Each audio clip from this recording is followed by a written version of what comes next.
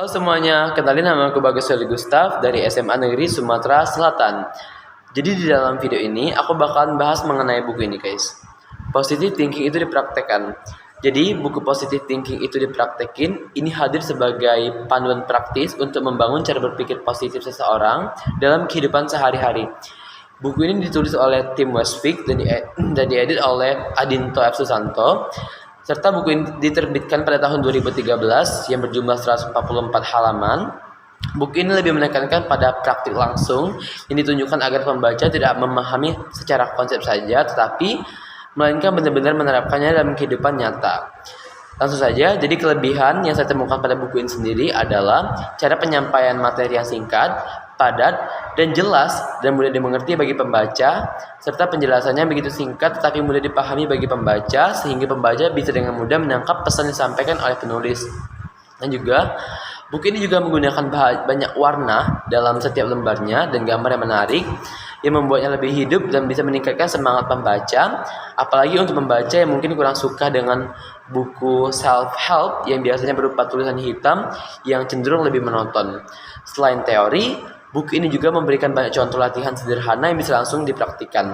Misalnya, bagaimana cara mengubah pikiran negatif menjadi positif, bagaimana menghadapi masalah dengan sudut pandang yang lebih optimis, dan bagaimana membentuk kebiasaan berpikir yang lebih sehat secara mental. Pendekatan yang digunakan oleh buku ini memang sangat membantu bagi pembacanya yang ingin mulai mencoba berpikir positif, tapi mungkin tidak tahu harus mulai dari mana. Oke, selanjutnya itu adalah buku ini cocok untuk berbagai kalangan seperti pelajar, pekerja kantoran, pengusaha, hingga orang-orang yang berkecimpungan di dunia seni. Bahasanya sederhana dan pendekatannya yang begitu praktis membuat siapapun bisa mengambil manfaat tanpa harus memiliki latar belakang psikolog atau ilmu sosial yang khusus. Selanjutnya itu adalah kekurangan. Kekurangan ataupun kelemahan yang saya temukan pada buku ini sendiri adalah buku ini memiliki beberapa kekurangan. Salah satunya adalah pada bagian awal. Pembahasan tentang pikiran negatif terkadang terasa terlalu panjang ataupun sangat mendetail. Hal ini bisa membuat pembaca merasa bosan di awal karena fokus lebih banyak menjelaskan sisi negatif.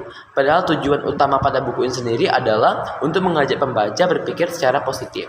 Sementara itu, bagian selanjutnya yaitu adalah membahas langkah-langkah praktis untuk berpikir positif, terasa lebih singkat dan kurang mendalam. Selain itu, ada bagian akhir yang berisi lembar kerja ataupun worksheet untuk latihan yang menurut beberapa pembaca terasa kurang optimal. Lembar kerja tersebut terkesan seperti tambahan isi yang tidak terlalu menyatu pada keseluruhan buku ini. Ini juga bisa membuat pembaca merasa bagian tersebut kurang bernas atau tidak terlalu membantu dalam menjalankan praktik berpikir positif secara nyata. Selain itu, buku ini juga termasuk dalam kategori self-help sebenarnya guys, dengan pendekatan yang sangat umum dan standar.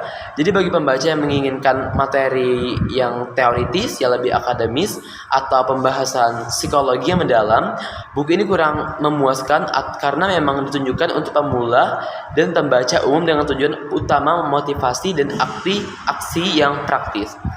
Dan juga gagasan pokok dalam buku ini sendiri adalah yaitu berpikir positif itu tidak cukup hanya dipahami sebagai teori atau sekedar kata-kata motivasi. Berpikir positif harus dipraktikkan secara langsung agar memberikan dampak yang signifikan. Pikiran negatif yang berlebihan sering menjadi penghambat utama dalam meraih kebahagiaan dan kesuksesan.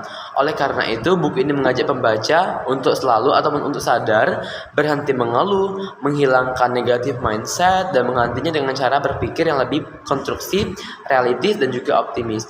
Dalam buku ini, kita diajarkan bagaimana menyiapkan pikiran agar lebih jernih, serta fokus, mengasah kemampuan berpikir kritis, serta memanfaatkan pengalaman hidup sebagai alat untuk melatih mental positif. Semua ini dilakukan melalui latihan praktis yang mudah dan bisa dilakukan kapanpun dan siapapun.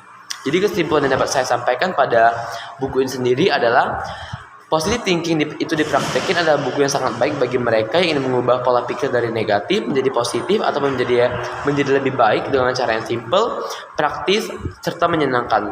Buku ini memang tidak menyuguhkan materi yang terlalu mendalam secara ilmiah, namun daya tariknya terletak pada pendekatan yang praktis dan mengajak pembaca untuk langsung mencoba dan merasakan manfaat yang signifikan yang diberikan oleh buku ini. Selain itu, buku ini juga sangat cocok untuk pemula yang baru ingin mengenal konsep berpikir positif dan mencari motivasi untuk memulai perubahan pola pikiran yang nyata.